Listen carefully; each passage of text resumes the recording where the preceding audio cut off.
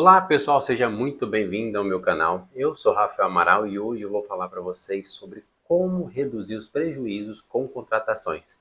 Bom, quando a gente fala de contratação, a gente imagina que o processo de contratação é simplesmente precisei de uma vaga, coloquei um anúncio na internet, o candidato chega, entrevisto e finalizo. Só que a gente vê se o processo for dessa forma, o prejuízo é gigantesco. Alguns empresários não conseguem mensurar o quão prejuízo, tanto de prejuízo que esse tipo de comportamento, esse tipo de atitude dá, que é um prejuízo silencioso. Você acha que é só o tempo perdido ali nessa contratação e mandou embora aquele colaborador que não deu certo, aquele processo de entrevista, de trazer, de ver a pessoa desqualificada, mas não. Existem pesquisas que uma contratação errada pode custar até 3 vezes o salário daquela função, daquele cargo. Imagina só tanto que isso é complexo, desgastante e desnecessário. E sem falar que você contrata uma pessoa, gasta tempo, energia, ele acostuma com a empresa, os outros colaboradores acostumam com a empresa, e depois de um ano, não vou nem falar período de experiência, um ano depois, o colaborador sai por de fato entender que não era aquilo ali que ele queria, ou a empresa entender que ele não estava entregando o suficiente. Então por isso que eu vou passar para vocês 5 passo a passo, 5 métodos que vai conseguir fazer você fazer uma contratação mais assertiva para evitar prejuízos, retrabalhos e dificuldades. Então vamos para o primeiro ponto. Muitas pessoas imaginam que o primeiro ponto é colocar a vaga, e colocar um anúncio da vaga. Mas na verdade esse seria o segundo ponto, porque o primeiro ponto é definir o perfil da vaga. Como assim, Rafael, definir o perfil da vaga? Vamos pensar aqui que você vai contratar um vendedor. E esse vendedor, o que ele tem que saber? Qual que é a capacidade técnica dele? Qual que é o comportamento, qual é o perfil comportamental que esse vendedor tem que ter? Então, isso é importante para você saber de forma mais assertiva como que vai ser o anúncio dessa vaga.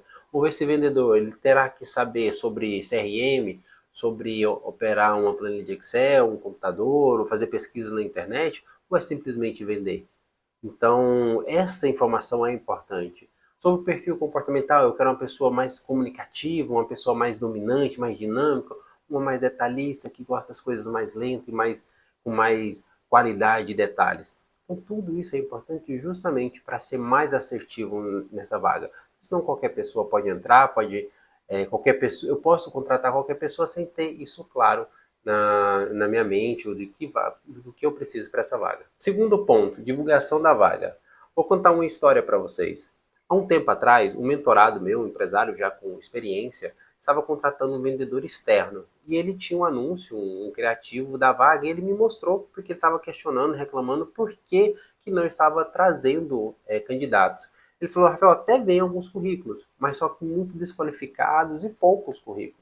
Então eu pedi para dar uma olhada no criativo dele, né, nesse pedido de vaga, e era mais ou menos o seguinte: contrata vendedor externo, benefício, é, benefício salário acima do mercado, vale alimentação, plano de saúde, seguro de vida, café da manhã, ou seja, tinha, tinha bem claro o que ia pagar.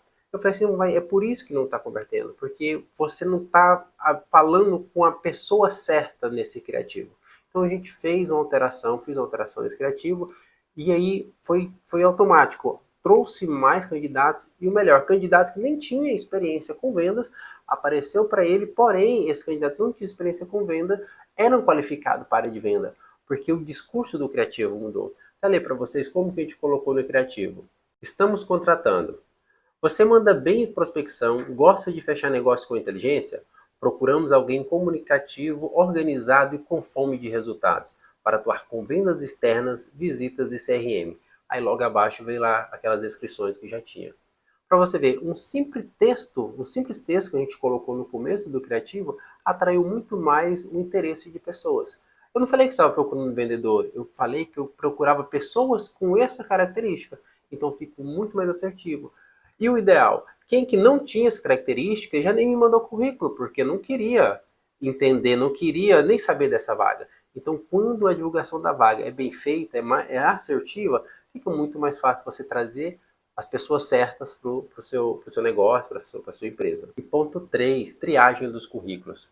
Quando a gente fala de triagem do currículo, a gente fala em análise do currículo, a gente não pode apegar apenas no que está escrito no papel.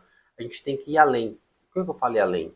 Você pode ir também para as redes sociais, analisar o que essa pessoa faz nas redes sociais. Porque isso é importante para o fit cultural da empresa, se casa, se não casa.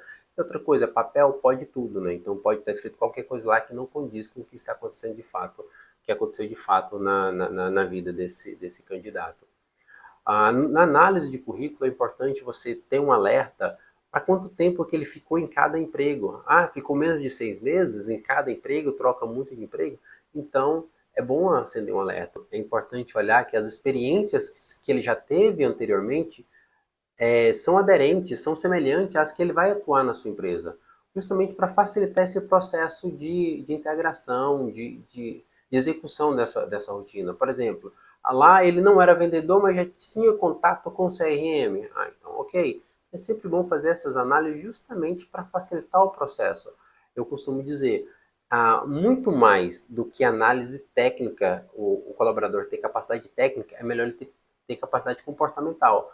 Porque você, empresário, já percebeu e isso é fato. Muitos colaboradores são contratados por técnica, por ter capacidade técnica, porém são demitidos por questão comportamental, questão emocional.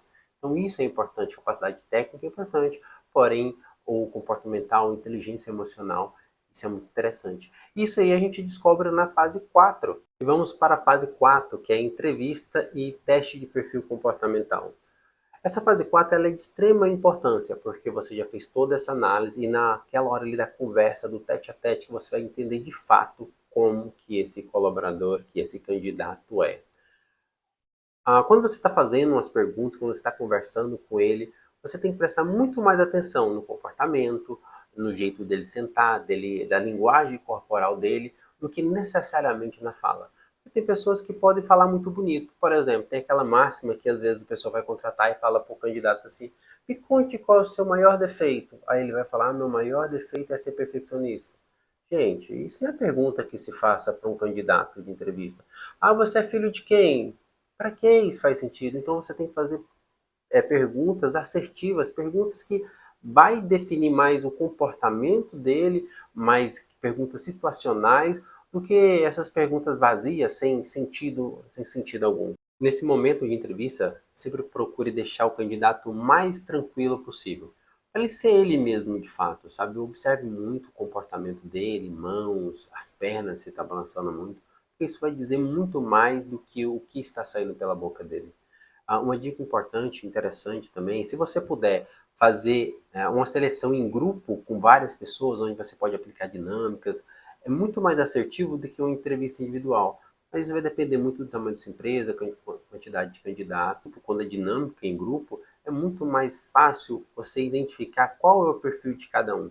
Quem é mais líder, quem é mais agressivo, quem é mais egoísta, quem tem mais iniciativa, e isso tudo é importante para você fazer uma contratação mais assertiva, porque muito mais do que capacidade técnica é a capacidade comportamental, porque a parte técnica você até consegue ensinar, agora a parte comportamental é difícil. Em entrevistas individuais também tem ferramentas que você pode aplicar para você descobrir melhor qual é o comportamento dessa pessoa, qual é o perfil comportamental, qual é o motivador, o que mais motiva essa pessoa, quais são as competências que essa pessoa tem. Também dá para você aplicar essas ferramentas em grupos. Por exemplo, uma ferramenta para você aplicar para descobrir qual o perfil comportamental, o DISC.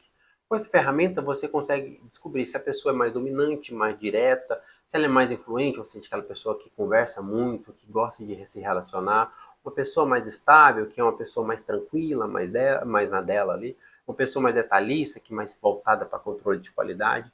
E isso tudo já facilita no seu processo de contratação, vai ser mais assertivo para você colocar na vaga certa, na função certa.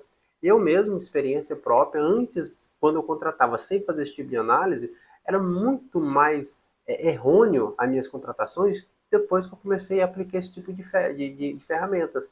Também tem a ferramenta de motivador, você vai conseguir identificar o que motiva essa pessoa.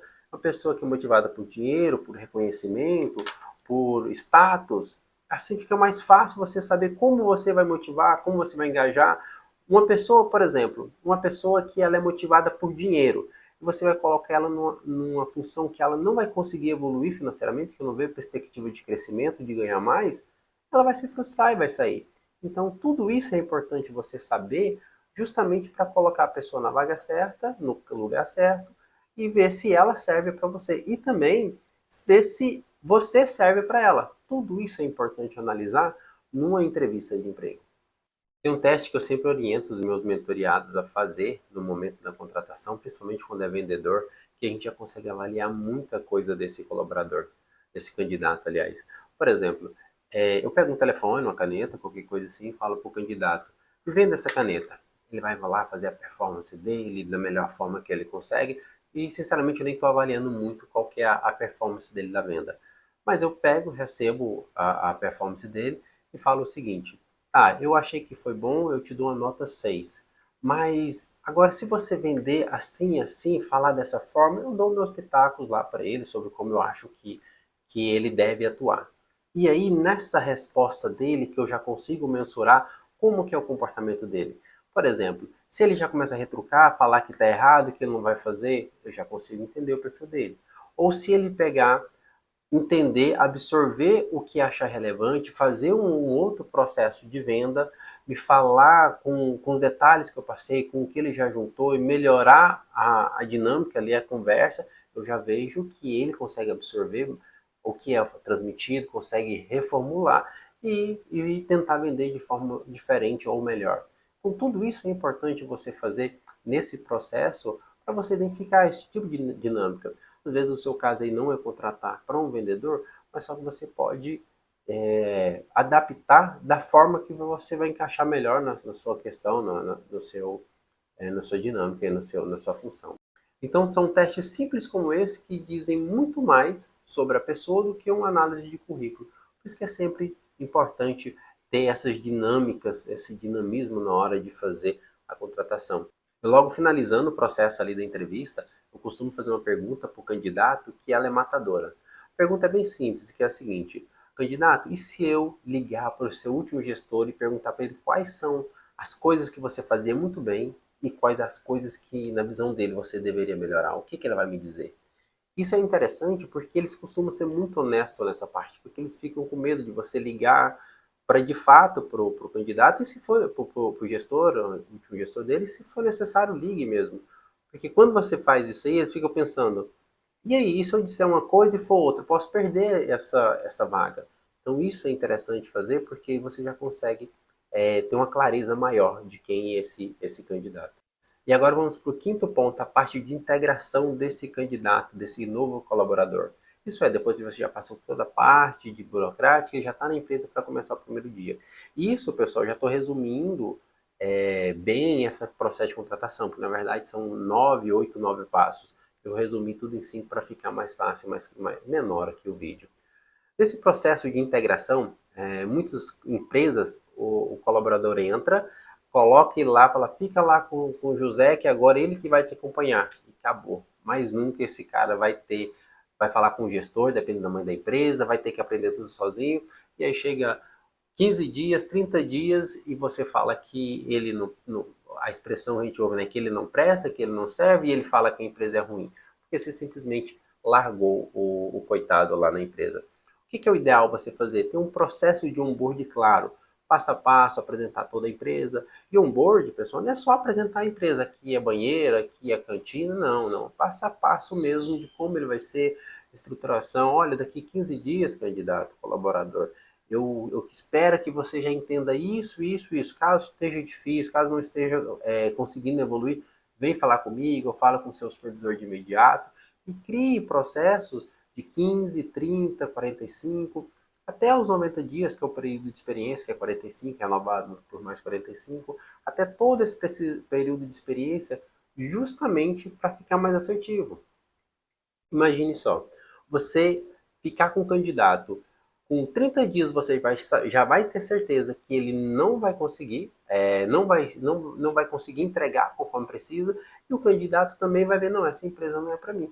Do que você esperar 90 dias, passar esse período, um ano, com um candidato que não adere com a empresa, você perdendo tempo, energia e dinheiro, sendo que você poderia já ter encerrado esse contrato com 15, 30 dias antes e ter feito um outro processo seletivo com uma pessoa que de fato que vai aderir à sua empresa. E todo esse processo, esse passo a passo, é justamente para evitar esse tipo de prejuízo, esse tipo de dificuldade. Mas a gente está falando de ser humano, né? Então nem sempre a gente consegue acertar. Mas eu posso te garantir que você reduz aí no mínimo 50%, quiçá 70, 80% de erros nas suas contratações. Então, pessoal, curta esse vídeo, se inscreva no canal, compartilhe esse conteúdo com quem você acredita que precisa de entender um pouco mais sobre contratação, como evitar prejuízo nas contratações. Me siga também no Instagram, rafaelamaral.dh. Lá eu posto conteúdos diários sobre liderança, sobre contratação, retenção, perfil comportamental. É isso aí, pessoal. Até mais, até o próximo vídeo.